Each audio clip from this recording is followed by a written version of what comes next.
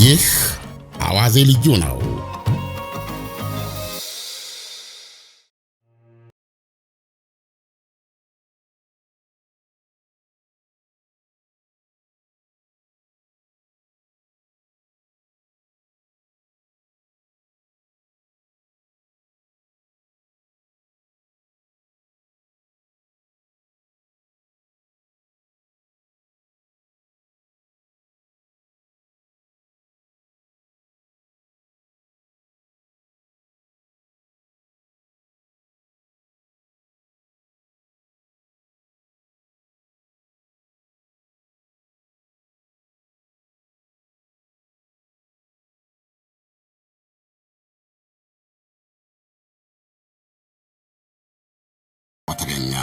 ሟች የ31 ዓመት ዕድሜ ያላት ሃይዲ ሃማራ ትባላለች።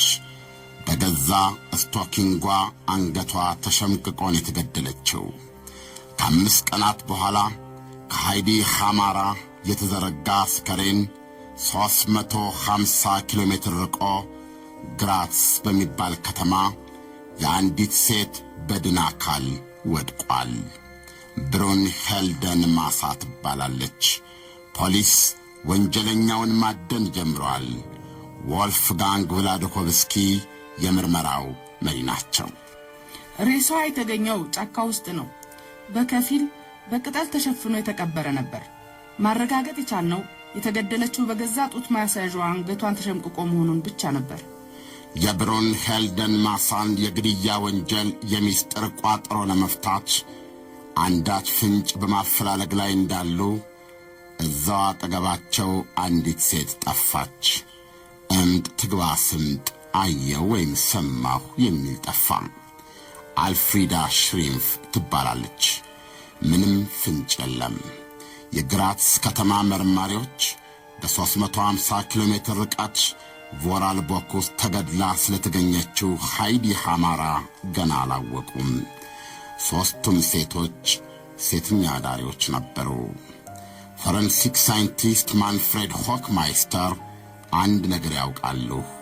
የዚህን ገዳይ የዘር ምንጭ ስሪት ወይም ዲኤንኤ ለማግኘት አስቸጋሪ እንደሚሆን።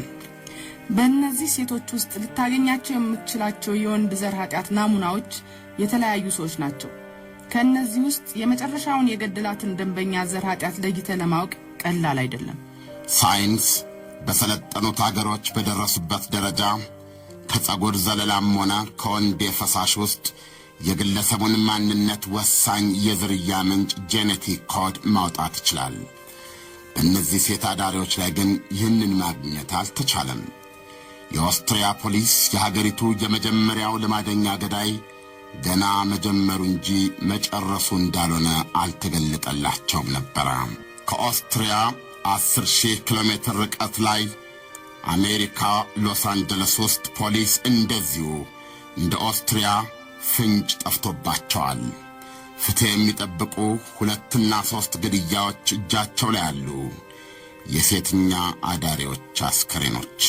ለአሜሪካዊ መርማሪ ፍሬድ ሚለር ልማደኛ ገዳይ ሲሪያል ኪለር አዲሳቸው አይደለም። በ30 ዓመት የወንጀል ምርመራ ሕይወቴ 25 የነፍስ ግድያ ወንጀሎች ምርመራ የሰራሁባቸው ናቸው። ምናልባት ወደ 1000 ግድያዎች መርምሬያለሁ። ይህ እጃቸው ላይ ያለው አዲሱ ምርመራ መነሻ ከሎስ አንጀለስ ደጃች ውቤ ከተሞች በአንዱ የሴተኛ አዳሪ አይሪን ሞድሪጌዝ ተገድሎ መገኘት ነው።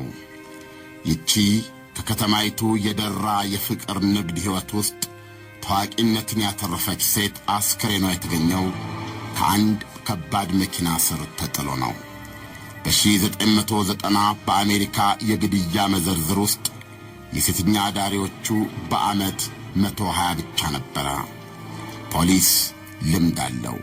ፍንጭ ፍለጋ ሲጀምር ያለፈው ካሁኑ ጋር ምን ያህል መመሳሰል ወይም አለመመሳሰሉ ጠቋሚ ይሆነዋል። በሎስ አንጀለስ ሁሉንም ግድያዎች መከታተል እንችላለን።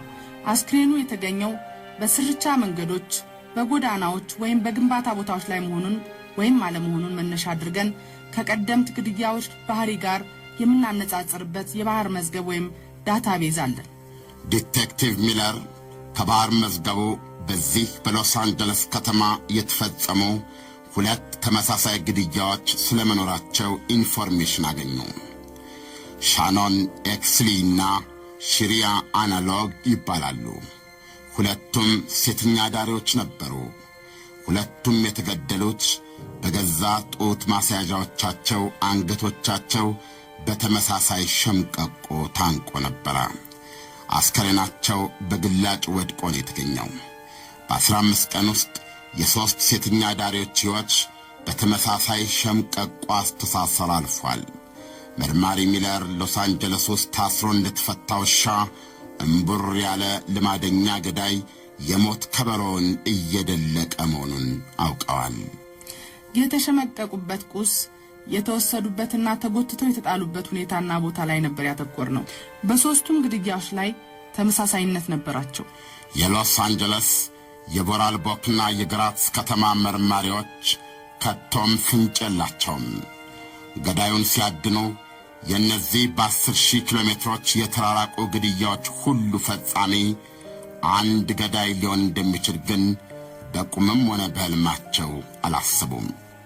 ከኦስትሪያ ሎስ አንጀለስ 10,000 ኪሎ ሜትሮች ተራርቆ የተለያዩ የነፍስ ግድያ ምርመራዎች እየተደረጉ ነው። አሜሪካ ሎስ አንጀለስ ውስጥ በ2 ሳምንት ውስጥ 3 ሴተኛ አዳሪዎች ተሸምቅቀው ተገድለዋል በጡት ማስያዣዎቻቸው። በኦስትሪያ ግራትስ ከተማ ውስጥ አንድ ሴተኛ አዳሪ አንገቷ በጡት ማስያዣዎቿ ተሸምቅቆ ተገድላ ተጥላ ተገኝታለች። ሌላኛዋ ደግሞ ትሞት ወይም ትኑር አይታወቅም፣ ጠፍታለች። ሴተኛ አዳሪ ሃይዲ ሃማራ ደግሞ ቮራልቦክ ውስጥ በስቶኪንጓ ተሸምቅቃ ሞታለች። በ10,000 ኪሎ ሜትሮች ተራርቀው በግፍ ከተገደሉትና የፍትሕ ያለ ከሚሉት 6 አስክሬኖች መካከል ትንሽም ቢሆን ስለ ወንጀለኛው ፍንጭ የሰጠው የሃይዲ ሃማራ ገላ ነው። ፎረንዚክ ሳይንቲስት ዎልተር ብሩሽቫይለር እንደደረሱበት እሷ ገላ ላይ ወንጀለኛው የሆነ ነገር ትቶ ሄዷል። የሆነ የያዝነው ፍንጭ ካለ ብለን የሃይዲ ሃማራን ልብሶች መርምረን የሆነ አስገራሚ ነገር አገኘን። ከልብሷ ላይ በርካታ የቀይ ክር ሰበዞች አገኘን። ይህ ቀያይ ትንንሽ ክር ከለበሰቻቸው ልብሶች ቀለም ጋር አንዳችም ተመሳሳይነት አልነበረውም። ለነዚህ ግድያዎች ተጠርጣሪ ከሆኑት መካከል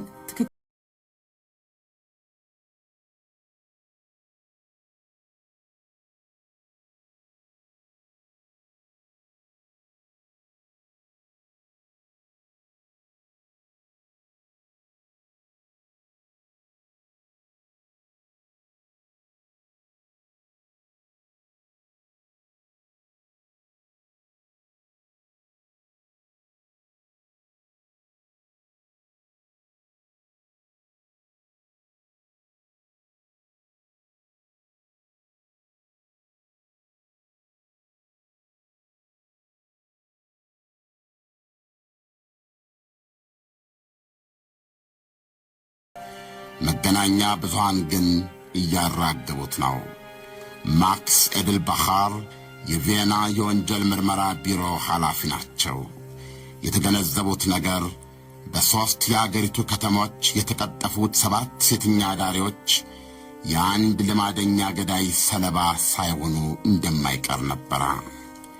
የሀገሪቱ መርማሪዎች ከየክፍለ ሀገሩ ተጠራርተው ወንጀለኛውን ለመያዝ ጉባኤ ተቀመጡ።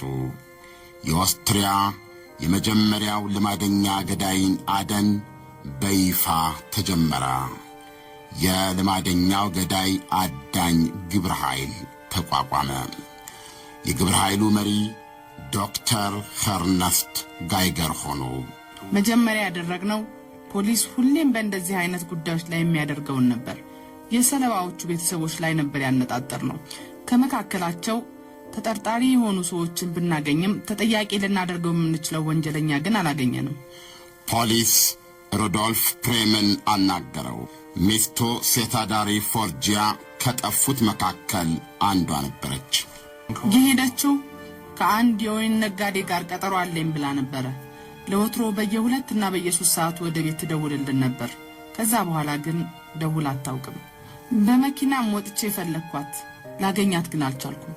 ሚስታቸውን ፍለጋ ወደምትሰራበት ቦታ ሄደው ጓደኞቿንም አነጋገሩ። ከጓደኞቿ አንዷ ለአጭር ጊዜ አይታት ነበር። የት እንደሆነ ወይም መኪና ውስጥ ስትገባ ይሁን አይሁን ማስታወስ አልቻለችም። ሌሊቱን ሙሉ እየነዳሁ ፈለኳት። በነጋታውም ለፖሊስ አመለከትኩ። ፎርጊናና ሩዶልፍ የ10 ዓመት ባለትዳር ናቸው። የ9 ዓመት ወንድ ልጅ አላቸው። ለልጇ የሚቻላትን ሁሉ አድርጋለች። ልጇን በተመለከተ ፍላጎቶቹን ሁሉ 100% ፈጽማለች። የሆነ ችግር ከገጠመው ጊዜ አታጠፋም። ምንም ማስተባበያ የሌለው ጥሩ እናት ነበረች። ሁሌም ለልጇ የሚሆን ገንዘብ ካጠራቀመች በኋላ ስራውን እንደምትተው ትናገር ነበር። ፖሊስ እንዳመነው ፎርጊያም የዚህ ልማደኛ ገዳይ ሰለባ ሳትሆን አልቀረችም። እርግጠኛ ነው። ነገር ግን ወደ ገዳዩ የሚያደርሰው ፍንጭ የለውም። አገሬው ተቆጣ። ፖሊስ ገብቶት እስኪይዘው ድረስ ስንት ሰው መሞት አለበት፣ የስንቱ ሕይወት መቀጠፍና የስንቱ ሰው ቤት ኦና መሆን አለበት እያለ ተቆጣ። ፖሊስ በጫናው አጎነበሰ። ቫድነር ይህን ጉዳይ በቅርበት የተከታተለች ጠበቃ ናት። ፖሊስ በጣም ተረብሿል። ምክንያቱም የእነዚህ የሴተኛ አዳሪዎች ብቻ ሳይሆን ሌሎች በርካታ ምላሽ ያላገኙ የሕፃናት ግድያዎች ተከምረውበት ነበር። ፖሊስ በጣም ነው ጫና የወደቀበት። ሕዝቡም ፖሊስ ብቃት የለውም፣ ስለዚህም ምንም መፍትሄ አያመጣም ይላል። አንድ ጋዜጠኛ ግን በዚህ ጉዳይ ላይ ሴተኛ አዳሪዎቹ የሚሰማቸውን ለማወቅ ወደ ጎዳና ለቃለ ምልልስ ወጣ። ጋዜጠኛው ጃክ ኡንተርቪገር በኦስትሪያ ስመጥር ሀያሲ ጸሐፊና የዝግጅት አቅራቢ ነው። ስለ ወንጀል ዘገባ ሲያቀርብ ጆሮም አይሰጠው የለም። የወንጀለኞቹ መታደስና የእስረኛ መለወጥ ጉዳይን በተመለከተ እሱ ሳይጋበዝ የሚካሄድ ፕሮግራም የለም። ስለ ጠፉት ሴት አዳሪዎች የመጽሔት ዘገባ አዘጋጀም። የምርመራ ሂደቱም እንዴት በመካሄድ ላይ እንዳለ ለማወቅ ማክስ ኤድልባኸርን ለሬዲዮ ቃለ ምልልስ ጋበዛቸው። ቃለ ምልልሱን ለማድረግ ፈቃዱና ማይክሮፎኑ በእጁ ነበር። ለማወቅ የፈለገውም የቬና ሴተኛ አዳሪዎች በወንጀሉ የተነሳ ምን ያህል እንደሰጉ ነበር። ዕውቁ ጋዜጠኛ ኡተንቪገር ጨምሮ ያቀለበላቸው ጥያቄ ስለ እነዚህ ወንጀሎች ፖሊስ ፍንጭ ይኖረው ወይም አይኖረው እንደሆነ ነበረ። ለፖሊስ መልሱ ቀላል ነበረ። ምንም አይነት ፍንጭ እንደሌለው አስቀድሞ የተረጋገጠ ስለነበረ ፍንጭ እንደሌላቸው ገለጹለት። በሎስ አንጀለስ ፖሊሶች ላይ እንዲህ አይነት የሚዲያ ጫና አልነበረም። ጉዳዮቻቸውም የመገናኛ ብዙሃን አበይት ርዕሶች የሆኑ ዘንድ ገና ቀልብ አልሳቡም። በ15 ቀን ዕድሜ ውስጥ 3 ሴተኛ አዳሪዎቻቸው በጡት ማስያዣዎቻቸው ተሸምቅቀው ተገድለዋል። ፖሊስ ሊይዘው የሚገባ ልማደኛ ገዳይ መኖሩን አውቋል። አሜሪካ በየዓመቱ 600 ልማደኛ ገዳዮችን ማደን ያለባት ወንጀል የጦዘባት ምድር ናት። ልማደኛው ከ600ዎቹ አንዱ ሊሆን የሚችል መደበኛ እንጂ እንደ ኦስትሪያ ለሰሚ የሚከብድ ታምረኛ አይሆንም። ለኦስትሪያ ገና አዲሷ ነውና። የአሜሪካ ፌዴራል ምርመራ ቢሮ ኤፍቢአይ ባልደረባ ክሬግ ማክሬሪ የልማደኛ ገዳይ ባህሪ አጥኚ ኤክስፐርት ናቸው። ልማደኛ ገዳዮችን ከተለመዱ ድንገተኛ ገዳዮች የሚለያቸው አንድ ልዩ ባህሪ ያላቸው። ይህም ምንድነው? ብዙዎቹ ግድያዎች የሚፈጸሙት እርስ በርስ በሚተዋወቁ ሰዎች መካከል እንጂ በማይተዋወቁና ምንም በማያገናኛቸው ላይ አይፈጸምም። ልማደኛ ገዳዮች ግን የሚገሉት በአብዛኛው የማያውቁትን ሰው ነው። ይህ ማለት የልማደኛ ገዳዮች መዘዝን ለመፍታት ይበልጥ ይከብዳል። ፍሬድ ሚለር 3ቱን ግድያዎች ወዲያውኑ ማገናኘት ችሏል። ከዛ በላይ ግን የሚያስኬደው ብዙ ፍንጭ አላገኘም። ሌላ ግድያ እንደሚፈጸም እርግጠኛ ነበር።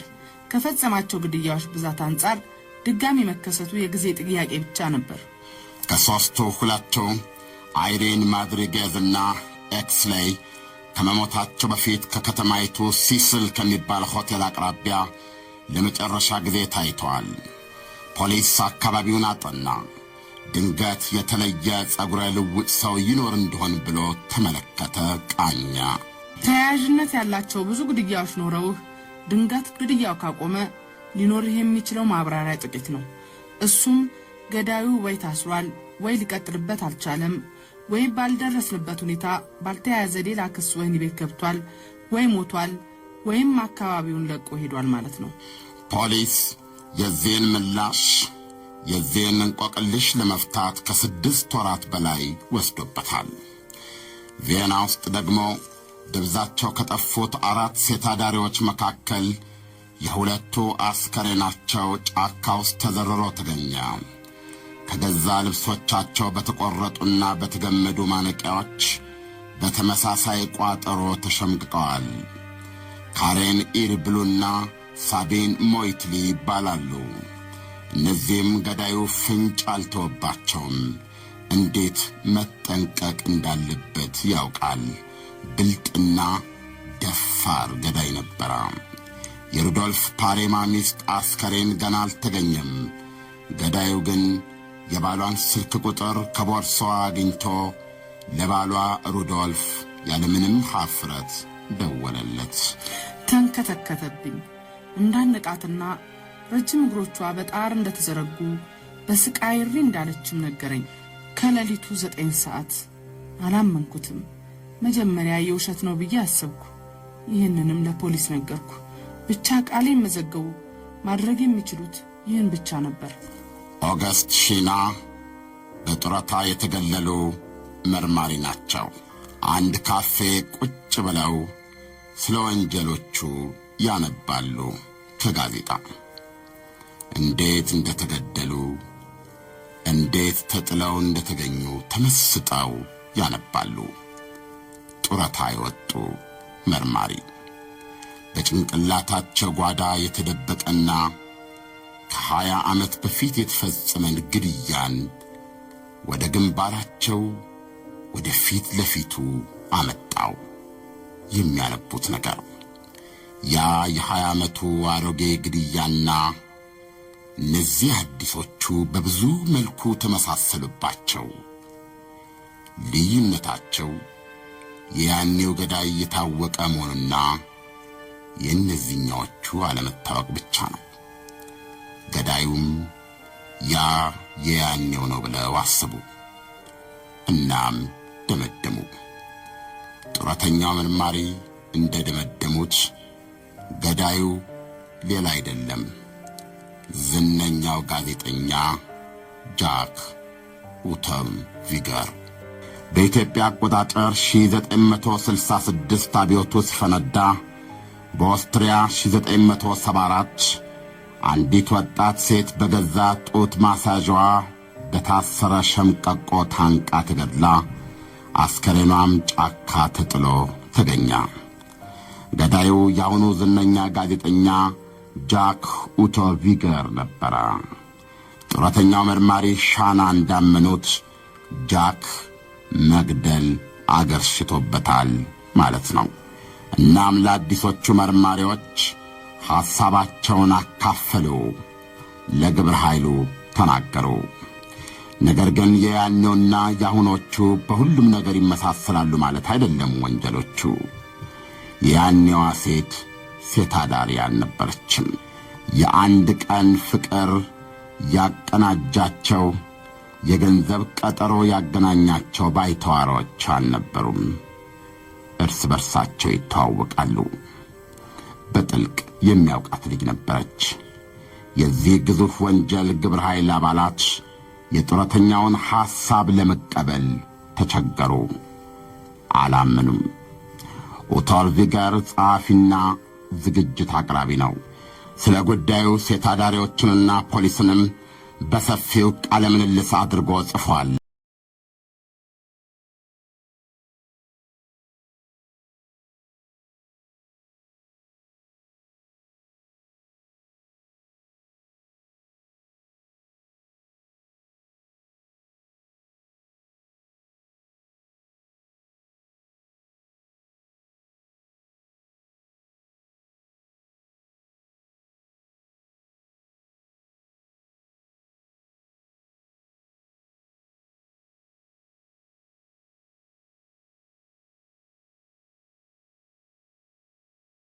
ጸሐፊዎችንና ምሁራንን ጨምሮ ብዙ ሰዎች ወንጀለኞች ታርመው ወደ ህብረተሰቡ በሚቀላቀሉበት ሐሳብ ላይ የጋለ ፍላጎት የጦፈበት ወቅት ነበር።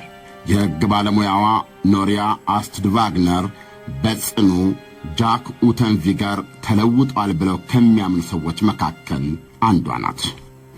ሁሉም ሰው አስተውሎት በተፈጥሮ ተሰጥቶታል ብዬ አምናለሁ።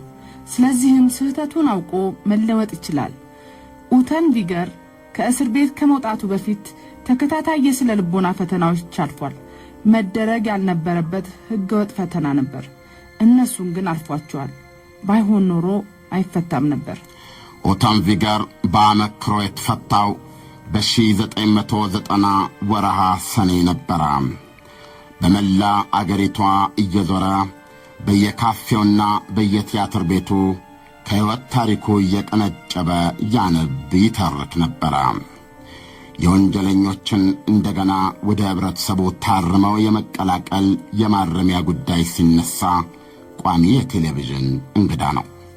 ማሳያው ማስተማሪያው የራሱ የሕይወት ተሞክሮ ነው። ተፈጥሯዊ ሳቢነቱና ያለፈ አደገኛ ሕይወቱ የሴቶችን ልብ ማረከለት። የሆነ ሴቶች የሚወዱለት ነገር አለ። ምክንያቱም ከልቡ አዝናኝ ነው። መቀለድ ያውቃል። ሴቶች ደግሞ ይህን ይወዳሉ። በመሆኑም በርካታ የፍቅር ጓደኞች አሉት። ይችን ቢያንካ ማራክን የተባለች ተማሪን ጨምሮ 18ኛ ዓመቴን ሊዝ 3 ሳምንት ብቻ በቀረኝ ወቅት ቬና አንድ ክለብ ውስጥ ነው የተገናኘነው። በቡና ቤቱ ወለል ላይ ትዊስት ያስደንሰኝ ጀመር። ከዛም ተጨዋወትን። በጣም አንደበተ ርቱዕ የደስደስ ያለው ድንቅና መደመጥ የሚችል ሰው ነበር። ከሱ ጋር ሁሉም ነገር ደስ ይላል። ቢያንካ እንዲህ ስትወደው የቀድሞ ገዳይነትንም ታውቃለች። አውቃለሁ። ፍራቻ ግን አልነበረኝም። ምክንያቱም አንድ ሰው ተፈርዶበት ከተፈታ በኋላ ነፃ ሰው መሆን አለበት ብዬ ስለማምን ነው። ያለፈ ፍርደኛ ቢሆንም ለአዲሶቹ ወንጀሎች ግን ጣት የሚቀሰርበት አይነት አይመስልም። ሴት አዳሪዎችን የሚገድል ሰው አይመስልም። ጥሩ ሕይወት የነበረው ነው። በቬና ማህበረሰብ ተፈቃሪና ተከባሪ ነው። የተሳካለት ጸሐፊ ነበር። ቲያትርም ተውኗል። በርካታ ፍቅረኞች ያለው ነው። ለምን ብሎ ሴት አዳሪዎችን ይገድላል? አጥፊ መስሎ ሊታየን አልቻለም። ይህን ቢሉም መርማሪዎች ደግሞ ሌላ አንድም ተጠርጣሪ የላቸውም። ስለዚህ በፖሊስ ምልከታ ስር እንዲውል ወሰኑ። የረፍት ጊዜውን ውጭ አገር ሄዶ ለማሳለፍ እስከ ተንቀሳቀሰበት ጊዜ ድረስ እያንዳንዷን የአገር ውስጥ እንቅስቃሴውን በድብቅ ተከታተሉ። ከግድያዎቹ ጋር የሚያገናኘው አንድም ፍንጭ ሳያገኙበት ቀሩ። ከጠፋች 3 ወር በኋላ ሦስተኛዋ የቪየና ሴት አዳሪ አስከሬን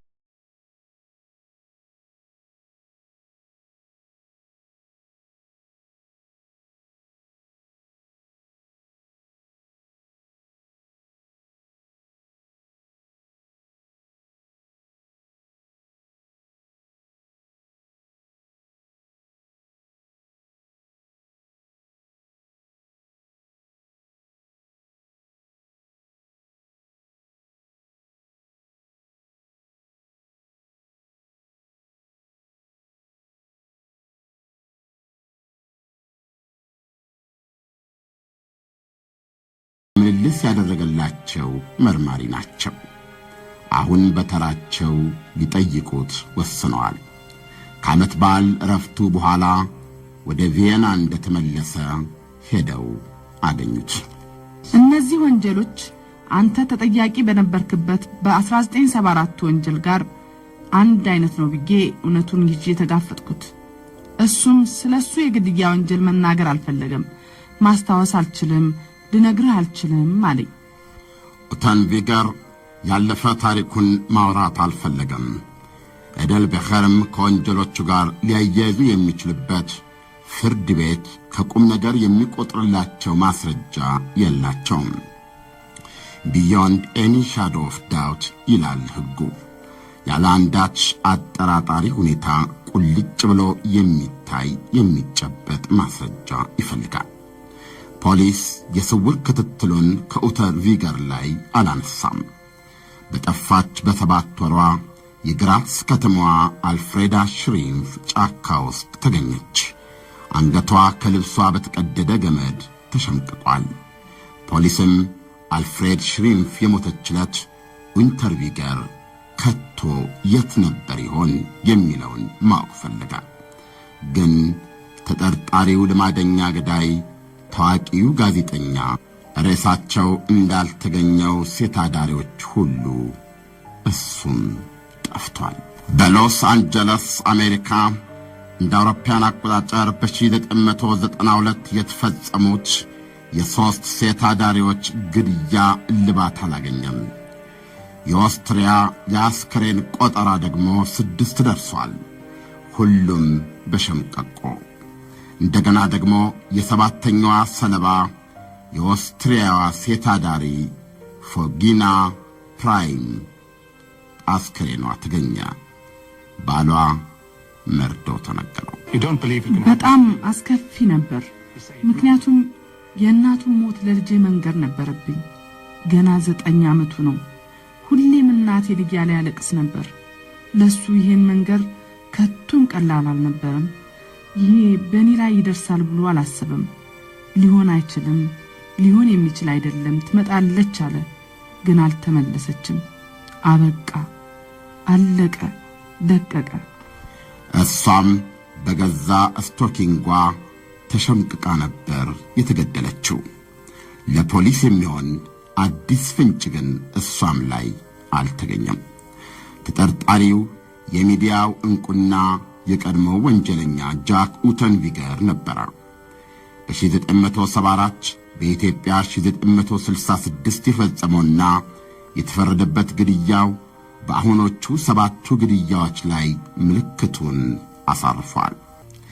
ይህ የኡተን ቪገር መጠርጠር በፖሊስ ጥያቄ እንደተደረገበትና ኋላም እምጥግባ ስምጥ የመጥፋቱ ወሬ መገናኛ ብዙሃን ዘንድ ደረሰ። ጋዜጠኞቹ በተለምዶ ጮማ ወሬ የሚሉት የወሬ ፍሪዳ ወደቀላቸው። የኦስትሪያ አየር ወረቀት ሁሉ ሆ አለ፣ ዘመተ። ጋዜጠኞቹ ጋዜጣቸውን ለማሸጥ ሲሉ ምንም ነገር ያደርጋሉ። ጃክ ኡተን ቪገርን በተመለከተ ግን ጨርሶ ፈር በለቀቀ መልኩ ጭፍን ነበሩ ማለት ትችላለህ። ጋዜጦቹ ገዳዩ እሱ ነው ብለው ከወዲሁ ደምድመዋል። ስህተት ነው ብዬ ነው ያሰብኩት። ኡተን ቪገር ራሱን የመከላከል አንድም ዕድል ሳይሰጠው ከጅምሩ አንስቶ ገዳይ ተደርጎ ነው የቀረበው። ይህን የምትለው ጥብቅ አፍቃሪው ቢያንካ ማራክ ናት። ውዝግቡ ላይ ቤንዚን ያርከፈከፈበት ደግሞ ፖሊስ በኡተን ቪገር ላይ የሚያቀርበው አንዳችም ማስረጃ አለማግኘቱ ነበረ። ግን ይህን ለመቀየር ቆርጧል ፖሊስ። እናም ወደ ኦስትሪያ ታዳሽ ወንጀለኛና ዝነኛ ጋዜጠኛ አፓርትመንት አመሩ፣ ፈተሹ። ግድያዎቹ በተፈጸሙባቸው ቀናትና ዕለት እሱ የት እንደነበረ ቁልጭ አድርገው የሚያመለክቱ ግዑዛን ምስክሮችን አገኙ። ደረሰኞችና የሆቴል ቢሎች። ወንጀሎቹ በተፈጸሙበት ጊዜና ቦታ ሁሉ ኡተን ቪገር በስፍራው እንደነበር ማረጋገጫዎች ነበሩ። ሴት አዳሪዎቹ በቮራልቦክ በግራትስና በቪየና በተገደሉበት ጊዜ ኡተን ቪገር 3ቱም ከተሞች በ3ቱም አጋጣሚዎች እዛ ነበረ። አሊባይ ወይም በተጠቀሱት ጊዜያት በተጠቀሱት ቦታዎች ላይ እንዳልነበረ ማሳያ ወይም ማረጋገጫ ግን እሱ አልነበረውም። ነገር ግን ደግሞ ችሎቱን የሚመራው ዳኛም ሆነ የመጨረሻ ፍርዱን የሚሰጡት ከሕዝብ የተውጣጡ ባለ 8 አባላት የዳኞች ቡድን ፍርዱን ለመስጠትና ያለ ኃጢአቱ የሚሰቃይ አንድም ነፍስ አይኑር ዘንድ ከጥርጣሬ የጸዳ ተጨባጭ ማስረጃዎች ይሻሉ። በዛ ቦታና ሰዓት ሌላ ቦታ እንዳልነበር ለማረጋገጥ አለመቻል ሰርከምስታንሻል ኤቪደንስ ነው የሚባለው። የሚመስል እንጂ እርግጠኛነቱ የማያጠያይቅ ማስረጃ አይሆንም። ፖሊሶችም ይህን ያውቃሉ። ይህ በእነሱ እምነት በጽኑ ያገረሸበት ገዳይ በሦስቱም ቦታዎችና ተመሳሳይ ሰዓት መገኘት ያለ ምክንያት እንዳልሆነም አውቀዋል። ግን ቀጥታ ከወንጀሉ ጋር የሚገናኝበት ጠንካራ ማስረጃ ማግኘት እንዳለባቸው ይገነዘባሉ። ፍርድ ቤትና ዳኞች ከፖሊስ የሚፈልጉትና የሚጠብቁት ገድለዋል እንጂ ሰዎቹ ሲገደሉ እዚያ ነበሩ ማለትን አይደለምና። ለዚህ ያላቸው አንድ ፍንጭ ሃይዲ ሐማራ ልብስ ላይ ተሰክስገው የተገኙት ቀያይ ብናኝ ክሮች ናቸው። ቀያይ የክር ብናኞች። ኡተን ቪገር ከነዚህ ቀያይ ብናኝ ክሮች ጋር የሚመሳሰል ልብስ ይኖረው ይሆን? ቁምሳጥኑን ፖሊስ ፈተሸ። ከአንገቱ ከማይለያት ስካርፍ በስተቀር ቀይ ልብስ የለውም። እሷም ብትሆን ቀዩዋ ስካርፍ ለፖሊስ ድንቅ ግኝት ናት። እያነቀ ጫካ የሚጥለው ልማደኛ ገዳይ ሲሪያል ኪለር የሰጣቸውን ሰንጠረዥ ጨዋታ በብቃት እንዲጫወቱና እንዲያሸንፉ የሚያበቃቸው ቁልፍ ልትሆን ትችላለች። ቀሪው የፎረንሲክ ሳይንቲስቱ ዎልተር ብሩፋይለር ሥራ ነው። ከሟቿ ልብሶች ላይ ተጣብቀው የተገኙትን ቀያይ የክር ብናኞች ከስካርፉ ጋር ያነጻጽራሉ። በተለያዩ ቴክኖሎጂያዊ መሳሪያዎች እየተረዱ ሲያጤኑት የክሮቹና የስካርፉ ክሮች መጠን፣ ዲዛይን፣ ሁሉም ነገር አንድ አይነት ሆኖ አገኙት። በሁለንተናዊ መልኩ በማያወላዳ ሳይንሳዊ ማስረጃ ከሟቿ ልብስ ጋር መነካካቱ የተረጋገጠው ስካርፍ የኡተን ቪገር መሆኑንና ዝነኛው ጋዜጠኛ በምዕራባዊ ኦስትሪያ ቮራልቦክ ውስጥ ተገድላ ከተገኘችው የ31 ዓመቷ ሃይዳ ሐማራ ጋር በአካል ጭምር ተነካክቶ ወይም ተዳርቶ እንደነበር መረጋገጡ ግን ገድሏታል ለማለት ማስረጃ አይሆንም። ለዚህ የክሮቹ መቀባበል ምክንያት ምን እንደሆነ አናውቅም። ስለዚህ በክሮቹ መቀባበል ምክንያት ብቻ ጃክ ኡተን ቪገር ሃይዳ ሐማራን ገሏታል ማለት አንችልም። ወንጀለኛ ስለመሆኑ ፍጹማዊ ማስረጃ የማስፈለጉ ዋና ቁም ነገር መስሎ ስለታየ ወይም የፍትህ ችኮላችንን የሚያረካ ስለሆነ ብቻ ለስህተት በመገፋፋት ንጹሕ ሰው ያለ ዕዳው ተጠያቂ የማድረግ ግፍ ውስጥ እንዳንገባ ብቻ ሳይሆን ትክክለኛው ወንጀለኛ ከሕግ አያመልጥ ዘንድ በእውቀትና በጽናት እንድንሠራ ለማስቻል ነው። ምክንያቱም የእውነተኛው ወንጀለኛ አለመያዝና በሱ ቦታ በሁኔታዊ ምክንያት ከንጹሕ ሰው መሰቃየት ባለፈ ሌላ ጠንቅ አለው። ግድያው አይቆምምና ግድያው የሚቆመውና የሌሎች ንጹሐን ሕይወት የሚተርፈው ዋናው ገዳይ ሲያዝ ብቻ ነው። ስለዚህም የኦስትሪያ መርማሪዎች ተስፋ አልቆረጡም፣ ይልቁንም ተበራቱ።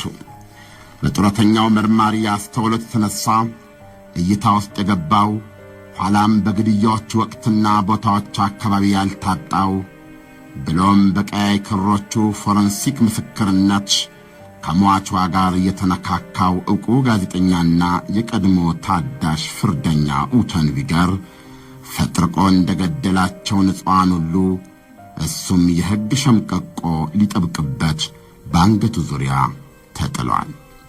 የቀረው ሸምቀቆውን ማጥበቂያ የመግደሉ ማስረጃ ብቻ ነው። መርማሪዎቹ አፓርታማውን እየፈተሹ ነው። ለእነሱም ባይሆን ለሎስ አንጀለስ አሜሪካ መርማሪዎች ዓይንና ጆሮ አስገራሚ የሆነ ፍንጭ አገኙበት። በፍተሻው ኡተን ቪገር ሎስ አንጀለስም ነበር። ራሳቸው መርማሪዎቹንም አነጋግሯቸው ነበር። ከሎስ አንጀለስ ፖሊሶች የተቀበለውን ቢዝነስ ካርድ፣ የአድራሻና ሥራ ገላጭ ካርድና የፖሊስ ጽሕፈት ቤትን እንዲጎበኝ የተፈቀደለትን የጎብኚ ካርድ፣ ቪዚተርስ ካርድ አገኙበት። ይህ አስገራሚ ግኝት እጃቸው የገባው የኦስትሪያ መርማሪዎች በኦስትሪያ ተጠርጣሪ ልማደኛ ገዳይ መጎብኘታቸውን ሲያውቁ የሎስ አንጀለስ ባልደረቦቻቸው ምን እንደሚሰማቸው፣ እንዴት እንደሚገረሙና ያንተ ያለ እንደሚሉ በማሰብ ተደመሙ።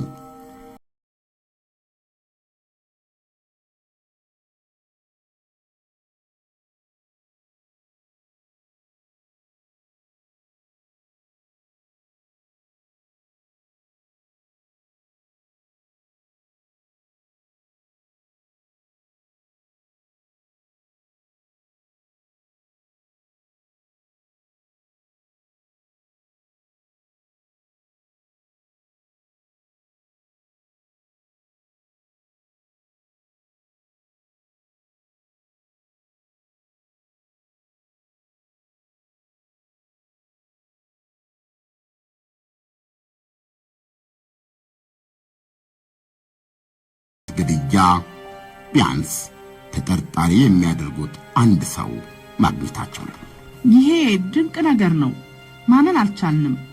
ሁሉም ሰው በጣም ነበር የተገረመው። ከ8 ወራት ፍንጭ አልባነት በኋላ ተጠርጣሪ ገና ማግኘታችን ነበር። የኦስትሪያ ፖሊስ ስውር ክትትል ከጀመረበት በኋላ በወርሃ ጁን 1991 በኢትዮጵያ አቆጣጠር 1983 ኡተን ቪገርግ ሄደው ወደ ዩናይትድ ስቴትስ አሜሪካ ሎስ አንጀለስ ነበር። እነሱ ግን ያሰቡት ለዓመት በዓል ረፍቱ ሊዝናና ብቻ ነበር የመሰላቸው። እሱ ግን ወደ ሎስ አንጀለስ ሄደው ለሥራም ነበር። ሎስ አንጀለስ ፖሊስ ጽሕፈት ቤት ድረስ መጥቶ ያነጋገረው የሴተኛ አዳሪነትን በተመለከተ በአውሮፓና በአሜሪካ ሕጎች መካከል ያለውን አንድነትና ልዩነት አነጻጽሮ ለመጻፍ ነው። ፖሊስም እንዳሻው ሊያነጋግራቸውና ጥናቱን ያደርግባቸው ዘንድ ሴተኛ አዳሪዎቹ የሚገኙበትን ቦታ አሳየው። መጣጥፉ በወርሃ ታኅሳስ 1992 ታተመ። የሴት አዳሪዎቹ የጎዳና ላይ ገላ ሽያጭ የሞት ሽረት ከእጅ ወደ አፍ ሕይወት እንደሆነ አተተ። ኡተን ቪገርግ ገዳዩ ከሆነ የታሪኮቹ ጸሐፊ መሆኑ በፍጹም እንግዳ ነገር ነው የሆነባቸው ለፖሊስ። ይህም ሆኖ የአሜሪካና የኦስትሪያ መርማሪዎች የጋራ ተጠርጣሪያቸው አሁን የት እንዳለ አላወቁም። በዚህ መካከል የቪየና የቴሌቪዥንና ሬዲዮን ስቱዲዮዎች በአንድ ደዋይ ጥሪ መተራመስና ማራገብ ጀመሩ። የኡተን ቪገርግ ጥሪ ነበረ ከተደበቀበት ቦታ። ደዋዩ እኔ ጃክ ኡተን ቪገርግ ነኝ። የተሰወርኩት ወድጄ ሳይሆን ፖሊስ ቀድሞ ወደ ነበርኩበት ወህኒ ሊወረውረኝ ስለፈለገ ነው። በእኔ ላይ የሚያቀርቡት አንዳችም ማስረጃ የላቸውም። የሕዝቡ ጫና ስለበዛባቸውና አንድም ተጠርጣሪ መያዝ ባለመቻላቸው የተነሳ ያለፈ ታሪኬን ሰበብ አድርገው በእነሱ ጦስ እኔን እንደ ደንቀራ ዶሮ አዙረው ሊጥሉኝ ነው። ስለዚህ ከተደበቅኩበት አልወጣም። ለፖሊሶች የተሰወረውን የት እንደነበር የምታውቀው ፍቅረኛው ብቻ ነበረች። ስዊዘርላንድ ውስጥ ሥራ ተቀጥራ ነበር የምትኖረው። የሄደው እሷ ዘንድ ነበር። ሁሉን ነገር ነገራት። በ10 ሴተኛ አዳሪዎች ግድያ ተጠያቂ ሊያደርጉኝ እያደኑኝ ነው አላት። ማስረጃ እኮ የላቸውም። ያለፈው ታሪኬን ሰበብ አድርጎ እኮ ነው አላት። እሷም ከልቧ አመነችው። ምን ማድረግ እንዳለብኝ አላወቅኩም። የማውቀው ነገር ቢኖር ይህን መከራ ብቻዬን መቋቋም እንደማልፈልግ ነበር። ለራሴ ስለፈራው ነበር። ስለዚህም ወደ ቬና እየነዳ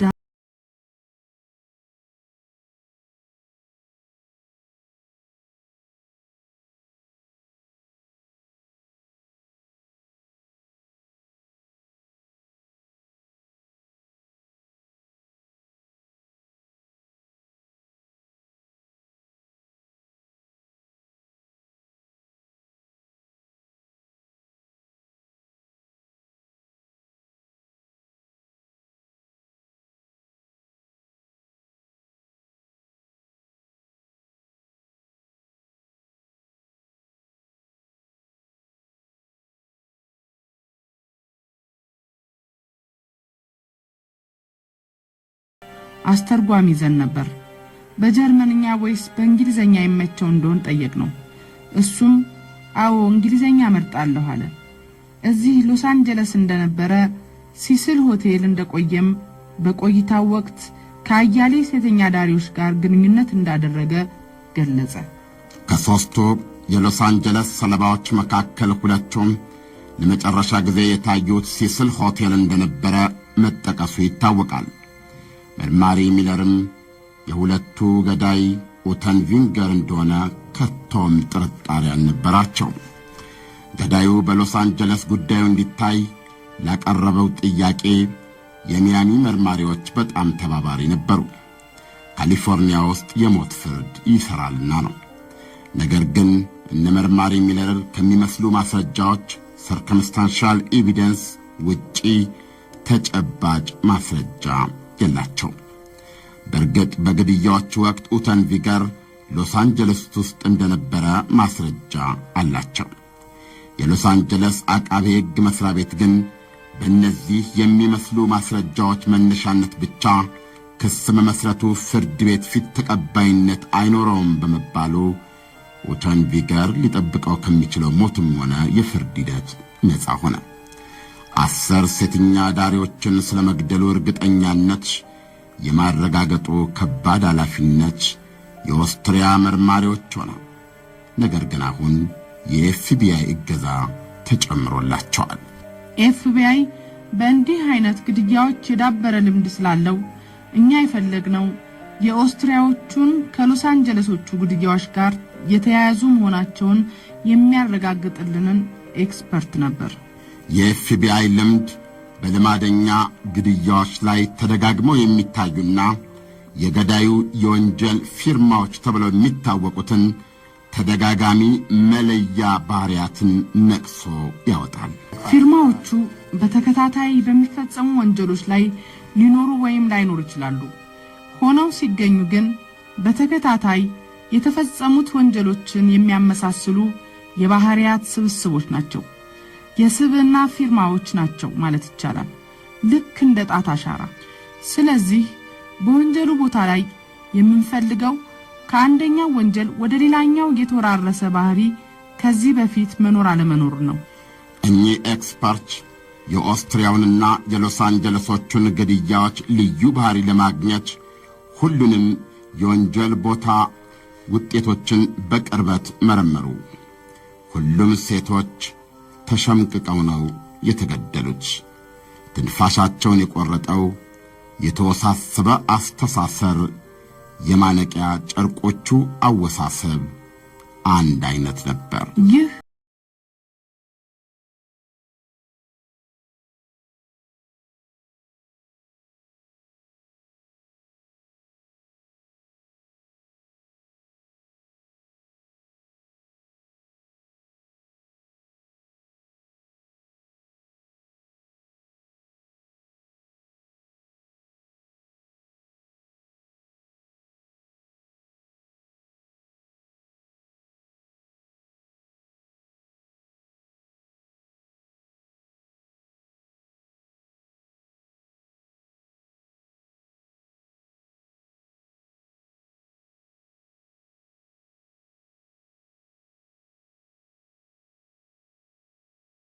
ማሳየት ቻለ።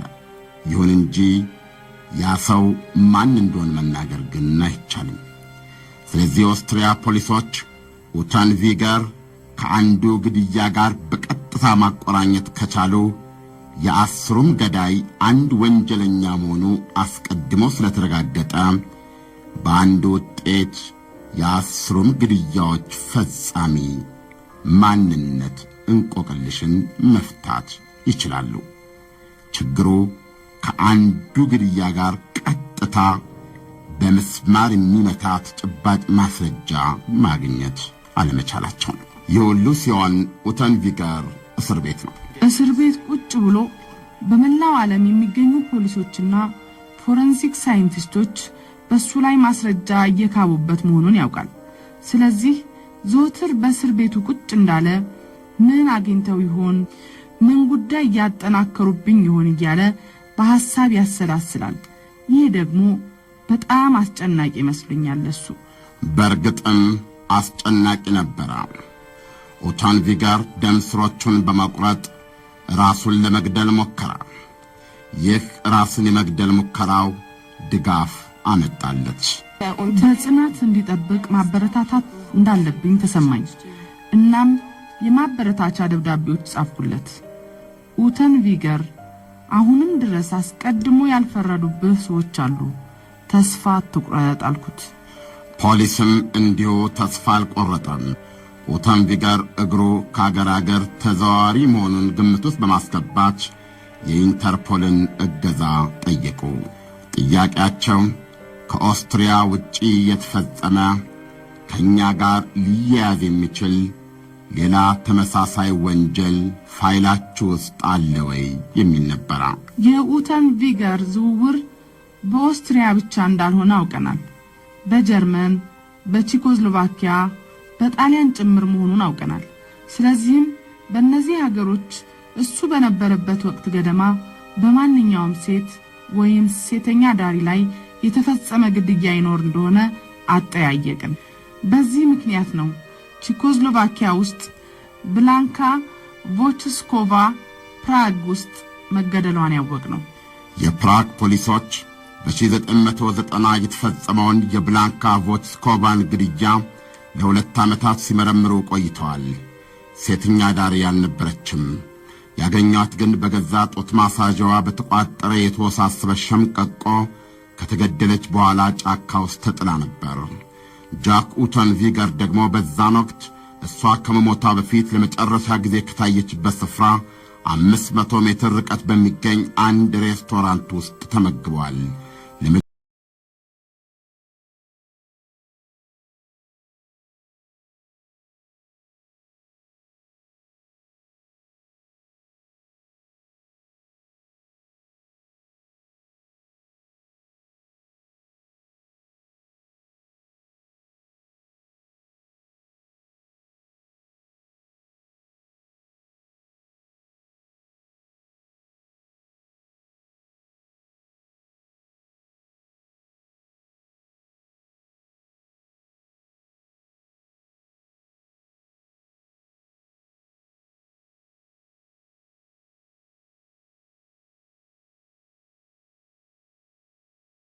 የተጠቀመበት መኪና ለመለዋወጫ ዕቃ መደብር ተሽጧል።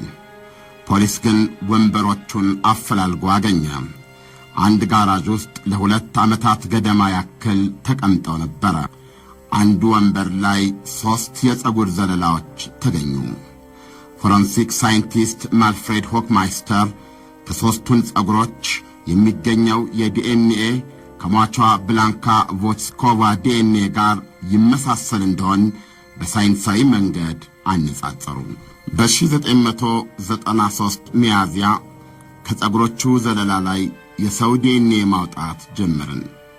ማውጣት የቻልነው ግን በጣም አነስተኛ መጠን ያለው ነበር። ስለዚህ የዲኤንኤውን ገጽታ የሚፈጥሩትን የዘር ምንጭ ካቦችን አስተዋልኩ። በተለያዩ ተከታታይ ሙከራዎች ዲኤንኤውን ፈተሽን። በእያንዳንዱ የፍተሻ ሙከራ የዲኤንኤው ገጽታ ትክክለኛነቱ እየጨመረ መጣ። የመጨረሻውንና 3ኛውን የፀጉር ናሙና በመጠቀም ባደረግነው የመጨረሻ ሙከራ የዚህ ዲኤንኤ አምሳያ ወይም ከዲኤንኤው ጋር የሚመሳሰል ዲኤንኤ ያላቸው ሴቶች ሊኖሩ የሚችሉት ከ2 ሚሊዮን 100 ሺህ መካከል አንድ ነው። ከብላንካ ቮችስኮቫ ዲኤንኤ ጋር ይመሳሰል ይሆን ብለን አነጻጸር ነው። መልሱ በትክክል ነበር። ፀጉሮቹ በማይክሮስኮፓዊ ደረጃ ሲታዩ ከሟቿ የራስ ጠጉር ጋርም አንድ አይነት ናቸው። በ9 ያህል የዲኤንኤ ካቦችም እንዲሁ ተመሳሳይ ነበሩ። ከሱ ወንበር ስር የተገኙት እነዚህ ፀጉሮች ከሁሉም ነገር በፊት የሴት መሆናቸው ትልቅ ነገር ነው። ይሄ ጠንካራ መረጃ ይመስለኛል። ነገር ግን ማስረጃ አልነበረም። ስለዚህም ዞሮ ይህም የኡተን ቪገርን ገዳይነት በቀጥታ የሚያስረዳ ተጨባጭ ማስረጃ አልነበረም። ከሚመስሉ ማስረጃዎች ተርታ ተመደበ። ሰርከምስታንሻል ኤቪደንስ። የኦስትሪያ ፖሊስ ምርጫ አልነበረውም። በእጁ ያለውን ይዞ ኡተን ቪገርን በ3 አገሮች በተፈጸሙ 11 የሴት አዳሪዎች ግድያ ተጠያቂ አድርጎ ከሰሰ። ፍርድ ቤት ውስጥ ክሱ ይጸና ይሆን? የአንድ ወቅቱ የታረመ ወንጀለኛና የማህበረሰቡ ተከባሪና ተፈቃሪ ጃክ ኡተን ቪገር በኦስትሪያ በአሜሪካና በቼኮስሎቫኪያ ለተፈጸሙ የ11 ሴቶች ግድያ ተጠያቂ ሆኖ ኦስትሪያ ፍርድ ቤት ቀርቦ ቆሟል። የኦስትሪያ የክፍለ ዘመኑ የፍርድ ምርመራ ነው። በዘመናዊ ኦስትሪያ ታሪክ ውስጥ በመጀመሪያ ለማደኛ ገዳይነት ጠርጥሮ የቀረበው ወንጀለኛ የፍርድ ሂደትን ለመከታተል ፍርድ ቤቱ ባለም ጋዜጠኞች ተጨናንቋል። የጃክ መሳጭነትና ግርማ ሞገሳዊነት ያየለበት ችሎት ሆነ። በጣም የተደሰተበት ነው የሚመስለው። ሌላው ምክንያት ደግሞ በሱ ላይ የተሰየሙበትን የተውጣጡ የሕዝብ ተወካይ ዳኞችን ወደ እሱ እንዲያዘነብሉ ለማድረግ ያለው ምርጫ ያለውን ሳቢነትና መሳጭነት ሁሉ መጠቀም መሆኑን ተረድቶ ይሆናል። የተሰየሙት ዳኞች ያዳመጧቸው ማስረጃዎች በሙሉ መሳይ ወይም ሁኔታዊ ሰርከምስታንሻል ናቸው። እሱም ግን በኦስትሪያ በሎስ አንጀለስና በፕራግ ወንጀሎቹ በተፈጸሙበት ወቅት እሱ እነዚህ ቦታዎች እነዚህ ስፍራዎች እንዳልነበር የሚያስረዳበት ማስረጃ ሊያቀርብ አልቻለም። የክር ቁርጥራጮቹና የፀጉር ዘለላዎቹ ደግሞ ከአንዱ ሁለቱ ከመሞታቸው በፊት በሕይወት ከሱ ጋር አንድ ላይ እንደነበሩ አረጋግጧል። በቀጥታ ገዳያቸው ስለመሆኑ ግን ምስማር የሚመታ ማስረጃ የለም። የእሱም መከራከሪያ የነበረ ምንም ማስረጃ የላችሁም ማለት የምትችሉት ሁሉም ቦታዎች ላይ ነበር፣ ሌላ ቦታ እንደነበርኩ ማሳመኛ ማቅረብ እንዳልቻልኩ ነው መግለጽ የምትችሉት። ነገር ግን እኔ ከእነዚህ ወንጀሎች ጋር ለማቆራኘት በቂ ማስረጃ የላችሁም። የኤፍቢአይ ኤክስፐርት ክሬግ ማክራሪ የራሳቸውን ማስረጃ አቀረቡ። ኦተንቪገር ራሱን ነፃ የሚያወጣበት ጠንካራ መከላከያ እንደሌለው ተረድተዋል። ሁኔታዊ ማስረጃዎች ወይም የሚመስሉ ማስረጃዎች ዞሮ ዞሮ ማስረጃዎች ናቸው። ማየት ያለብህ የማስረጃዎቹን አጠቃላይነት ነው። የተሰየሙት ዳኞችም ራሳቸውን መጠየቅ ያለባቸው እነዚህን ሁኔታዊ ማስረጃዎች ሁሉ ገሸሽ አድርገን ይህን ሰው ነፃ ለማውጣት የሚያስችለን ምን ነጥብ ይኖራል ብለው ነው። ሁኔታዎቹ ወይም ሁኔታዊ ማስረጃዎቹ ጥቅም ላይ መዋል ያለባቸው በዚህ መንገድ ነው። ኦቴንበርግ ነፃ የመውጫ በሮ ክፉኛ የተዘጋ መሆኑን አውቋል። የፍርዱ ቀን ፊቱ ዓመት መስሎ ነበረ። ላበረታታው ብዬ ፈገግ አልኩኝ። እሱ ግን ፊቱ አይፈታም። ቅጭም ባለ ፊት መልሶ አየኝ። የመጨረሻ ቃሉ የባለ 8 አባላቱ ዳኞች ነበር። እስከ መጨረሻው ደቂቃ ድረስ ፍርዱ ጥፋተኛ ነው ወይም አይደለም የሚያስብል ከሁለት አንዱ ሊሆን ይችላል ብሎ አስቦ ነበር። ሁሉም ነገር በሁለት የዳኝነት አባሎች ላይ እንደሚመረኮዝ አምኗል። ምክንያቱም ከ8ቱ 4ቱ በሱ ላይ እንደሚፈርዱበት፣ 2ቱ ለሱ እንደሚፈርዱለትና ቀሪዎቹ 2ቱ ግን ገና ያልወሰኑ መንታ ልብ መሆናቸው ተሰምቶታል። ዳኞቹ ፍርድ ለማሳለፍ ለረፍት ከወጡ በኋላ ተመልሰው ወደ ፍርድ ቤቱ ገቡ። ውሳኔ ኦተንቪገር ጥፋተኛ ነው አሉ። ያለምንም የአመክሮ ዕድል ዕድሜ ልክ ተፈረደበት። በኦስትሪያ የተሰየሙ ዳኞች አብላጫ ድምፅ በቂ ነው። 100% መስማማት የለባቸውም። ከ8ቱ ዳኞች መካከል 2ቱ ብቻ ኦተንቪገር ጥፋተኛ መሆኑ አልተረጋገጠም ብለው ድምፅ ሰጡ። በዚህ ጉዳይ ላይ ፍቅረኛው በአሜሪካ ቢሆን ኖሮ ከፍርድ ቤቱ አዳራሽ ነፃ ሰው ሆኖ በወጣ ነበር። ምክንያቱም ማንኛውም የዳኞች ውሳኔ 100% ድምፅ መሆን አለበትና። እኔ በበኩሌ ጥፋተኛ ነው ብዬ አላስብም። እነዚህን ወንጀሎች እንዳልፈጸም አምናለሁ። ያለ ጥርጥር አእምሮ የተዛባ ልማደኛ ገዳይ አይነት ሰው አልነበረም። ሚስታቸው የተገደለችባቸው ሩዶልፍ ፕራይም ገዳዩ ኦተንቪገር መሆኑን አምነዋል። ይሁን እንጂ ዳኞቹ በሳቸው ማለትም በሚስታቸው በፎርጂና ወይም ሽሪንፍን በተመለከተ ተጠያቂ አላደረጉትም። የሁለቱ ሰዎች ገዳይ ማንነት ያልተረጋገጠ ነው ተባለ። ሌሎቹ ላይ ያደረገውን ሁሉ ፎርጊና ላይ ፈጽሟል። ሊገባኝ አልቻለም። ከአቅሜ በላይ ነው። እሱ ለእኔ በሽተኛ ሰው ነው። ቀድሞውንም ከእስር ቤት መለቀቅ ያልነበረበት ህመምተኛ። የፎርጊናና የሽሪንፍ አጽም በጣም ቆይቶ የተገኘ በመሆኑ ነው ችግሩ። ፍቅረኛው ቢያንካ ማራክ ኦተንቪገር ከማንም በላይ ቀርባ ታውቀዋለች። ገና ለፍርድ ከመቅረቡ በፊት ከሱ ጋር የነበራትን ግንኙነት አቋርጣለች። ምክንያቱም ከአደባባይ ማራኪነቱና መሳጥነቱ ሌላ ድብቅ ጎኑንም ደርሳበታለች። በጣም ቀናተኛ፣ የመንፈስ ነጻነት የማይሰጥ የቁጥጥር ሱሰኛ ወይም ልክፍተኛ፣ እኔ ያልኩት ብቻ የሚል ደፍጣጭ ነበር። ምን አስብ እንደነበር፣ ምን ስሰራ እንደነበር፣ የት እንደነበርኩ በቋሚነት መቆጣጠር የሚፈልግ ነበር። እንዲህ አስጨንቆ ቢያኖራትም ቢያንካ አሁንም ድረስ ስለ ገዳይነቱ እርግጠኛ አልነበረችም። ቀጣዩ ሰለባ እሷ ልትሆን እንደምትችል እርግጠኛ አይደለችም። ራሴን ለጥቂት እንደተረፈች ሴት እቆጥራለሁ። በሌላ በኩል ደግሞ በእኔ ላይ ምንም አይነት ክፉ ነገር አይፈጽም እንደነበር እርግጠኛነት ይሰማኛል። ስለማላውቅ በሐሳብ ተከፍያለሁ። ሁሉንም ገሏቸዋል ብዬም አላስብም። ግን ደግሞ ላልፈጸመ ወንጀል ታስሯል ብዬም አላስብም። ውሳኔው ከተላለፈበት 9 ሰዓታት በኋላ ኡቲም ቬንገር ራሱን እስር ቤት ውስጥ ገደለ። በቁሙ እያለ እስከ መጨረሻዋ ደቂቃ ድረስ በሱ ላይ የቀረበ ተጨባጭ ማስረጃ እንደሌለ ተከራክሯል። ሲሞት ግን ሁሉን አረጋገጠ። ከቱታው መዞ ባወጣው የላስቲክ ገመድ የገዛ አንገቱን ለመግደል የተጠቀመበት አቆጣጠር ወይም ቋጠሮ የመጨረሻ የእምነት ክህደት ቃሉ ነበረ። በትክክል የሴቶቹን አንገት የሸመቀቀውና ትንፋሻቸውን የቆረጠው የተወሳሰበ የሸምቀቆ ቋጠሮ ትክክለኛ ግልባጭ ነበረ የገዛ አንገቱ ላይ የቋጠረው። የዊተር ቪገር ወንጀላዊ ማንነት ፊርማ ማለት ነው።